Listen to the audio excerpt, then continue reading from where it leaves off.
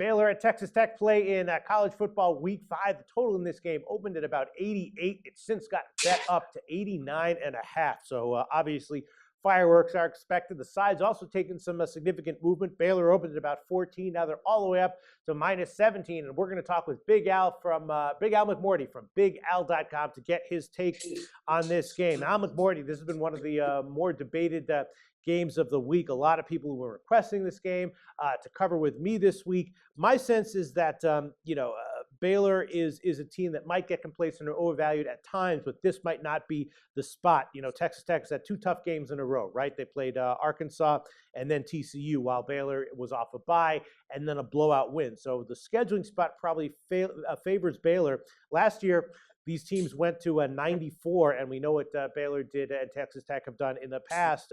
Easily games can go into the hundreds. So I thought the over at 88 on the opener was a good bet, and probably at 89.5, I'd still like it. Al McMordie from BigAl.com, what bet would you recommend us to that we take in this game?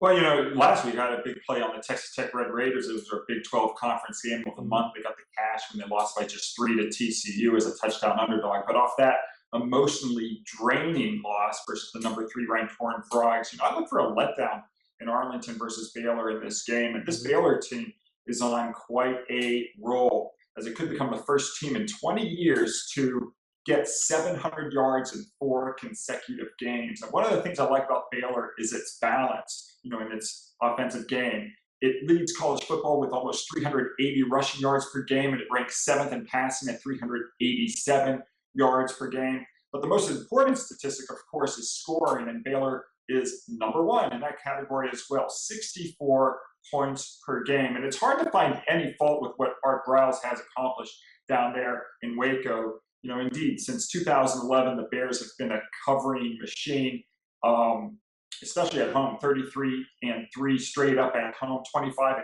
ATS. And, you mentioned that maybe they'll get complacent, but Baylor just doesn't get complacent. Then to illustrate that, when Baylor's off a win by 35 or more points, they're now a perfect 9-0 ATS versus Division I opponents the following week. So there's really nothing you can find fault with Baylor. I like Baylor minus the points. That's how I was thinking when I saw the opening line of 14. And again, there has been a significant move, minus 17. Maybe this will be one of those games where we see sharps and the public on the same side. Could easily see that one that happen here. Right now, the line is Baylor minus 17, and Al McMordie from BigAl.com still see some value at that line. Al McMordie, tell us about your website, BigAl.com. Well, I've been in business, Peter, as you know, since 1992. You don't stay in business for, 23 years unless you stand the test of time.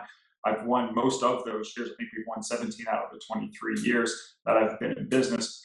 And if folks want to get our best selections, they can go online to BigAl.com and click on Picks for Sale. There are plays every day, not only for myself, but from handicappers like Ben Burns, Brandon Shively, Tom Stryker, Larry Ness, Scott Spreitzer. And there's 16 handicappers overall at the website. And if folks just want to get complimentary winners every day, nothing to buy, we have not 1, not 2, we've got 4 free winners every day at BigAl.com. 2 from myself, 1 from Larry Ness, 1 from Scott Spreitzer. Just go online and you can get those free winners every day. You can click on free picks or go to the homepage for those complimentary winners. Really appreciate your insights every week with us, Al McMordie, and talk again next week.